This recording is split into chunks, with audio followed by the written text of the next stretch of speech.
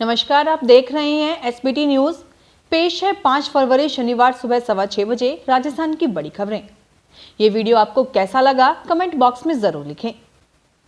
Mission 2023 की तैयारी में जुटी राजस्थान कांग्रेस अब विधानसभा के बजट सत्र से पहले राजस्थान कांग्रेस और सहयोगी दलों के विधायकों का 2 दिवसीय आवासीय चिंतन शिविर लगाने जा रही है।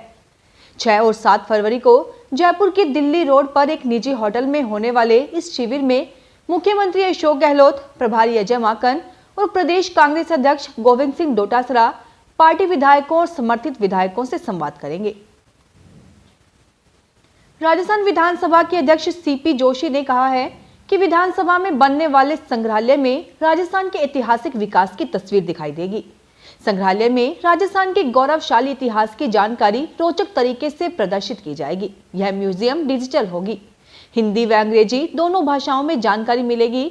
विधानसभा अध्यक्ष जोशी ने शुक्रवार को विधानसभा में हाईटेक डिजिटल म्यूजियम निर्माण की प्रक्रियागत विषय की समीक्षा और अन्य विषयों के संबंध में गठित हाई पावर कमेटी की बैठक की अध्यक्षता की।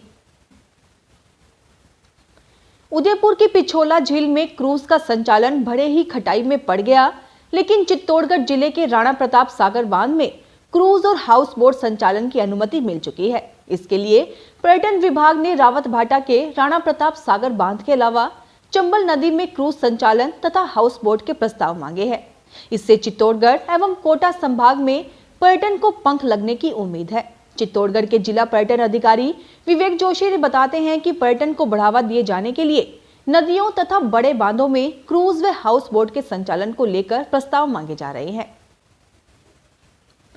राजस्थान में कोरोना संक्रमण के आंकड़ों में शुक्रवार को फिर कमी दर्ज की गई है। शुक्रवार को राज्य में 5,937 नए कोरोना मरीज मिले हैं, जबकि एक दिन पहले 8,073 नए कोरोना पॉजिटिव मिले थे। 24 घंटों में 10,560 मरीज इस संक्रमण से रिकवर हुए हैं। इतने मरीजों की रिकवरी के बाद एक्टिव केस में भी कमी आई है। अब राज्य में एक्टिव केस घटकर 54,869 रह गए हैं। जयपुर में 942, जोधपुर में 503, अलवर में 334, अजमेर में 270, बांसवाड़ा में 148, बारां में 138, बाड़मेर में 35, भरतपुर में 104, भीलवाड़ा में 140, बीकानेर में 137, बूंदी में 71, चित्तौड़गढ़ में 112, चूरू में 120, दौसा में 28, धौलपुर में 75, डूंगरपुर में 352, श्रीगंगानगर में 165, हनुमानगढ़ में 99, जैसलमेर में 144, झालावाड़ में 71, झुंझुनू में 102, करौली में 30, कोटा में 248, नागौर में 160,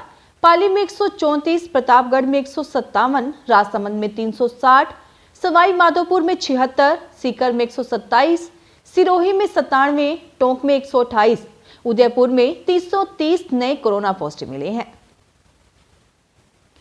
राजस्थान में अजमेर जिले के केकड़ी में शुक्रवार दोपहर एक निर्माण की छत गिरने से आधा दर्जन से ज्यादा लोग दब गए, जिन्हें सुरक्षित बाहर निकालकर अस्पताल पहुंचाया गया। पुष्ट जानकारी के मुताबिक केकड़ी में एक व्यवसायी निर्माण चल रहा है, जहां आज तीसरी मंजिल की छत डालने का काम चल रहा था।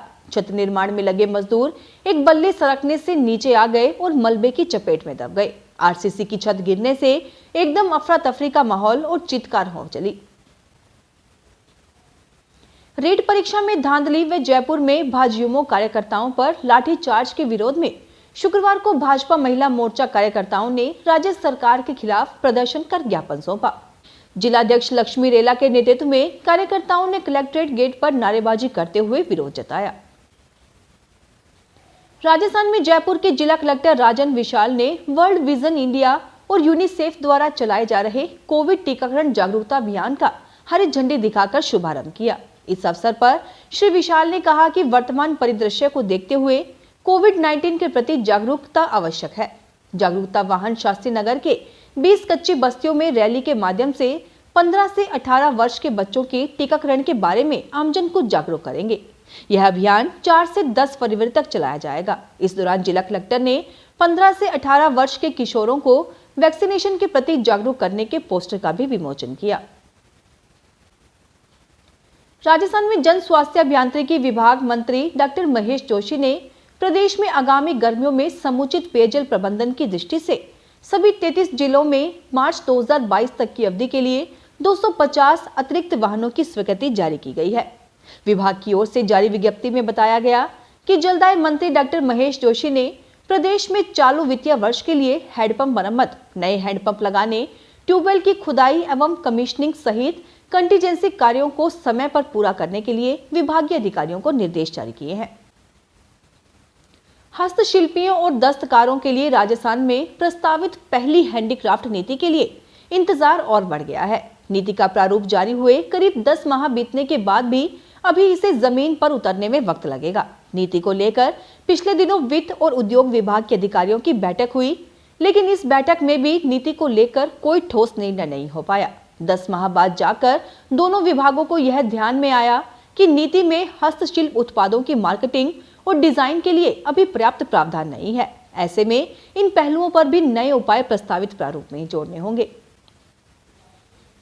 रीट के पेपर लीक कराने और 132 लोगों तक प्रश्न पत्र पहुंचाकर प्रति व्यक्ति 5.5 लाख की वसूली के मामले को लेकर 3 दिन से चर्चा में बने हुए मंत्री महेंद्रजीत सिंह मालविया शुक्रवार को मीडिया से मुखातिब हुए। बांसवाड़ा जिला परिषद की बैठक के बाद मालविया ने कहा कि रीट पेपर लीक प्रकरण में उनके नाम को उछालना किसी साजिश का हिस्सा है, लेकिन साजिश में शामिल व्यक्ति का नाम बताने से उन्होंने परहेज किया। यहां गंभीरता छोड़ते हुए मालविया सवाल को हंसते हुए टाल गए। जयपुर लिटरेचर फेस्टिवल के 15वीं एडिशन 5 से 14 मार्च तक होटल क्लार्क्स आमेर में किया जाएगा। इस साल भी फेस्टिवल में कला और संस्कृति से जुड़े मल्टीपल सेशन को लिस्ट किया गया है। इस दौरान भरतनाट्यम के लिए मशहूर सोहिनी राय चौधरी, प्रसिद्ध नृत्यांगना शेरोन लोवेन के साथ संगीत और नृत्य आलोचक मंजरी सिन्हा नजर आएंगी। सेशन में श्रृंगार पर चर्चा करते हुए उसके कई पहलुओं पर प्रकाश डालेंगी। फिलहाल इस बुलेटिन में इतना ही, फिर हाजिर होंगे और बड़ी खबरों के साथ। वीडियो पसंद आया तो इसे लाइक और शेयर जरूर करें। एसबीटी न्यूज के और भी वीडियोस को देखने के लिए हमारे चैनल को सब्सक्राइब करें और नोटिफिकेशन पाने के लिए बेल आइकन को प्रेस करें।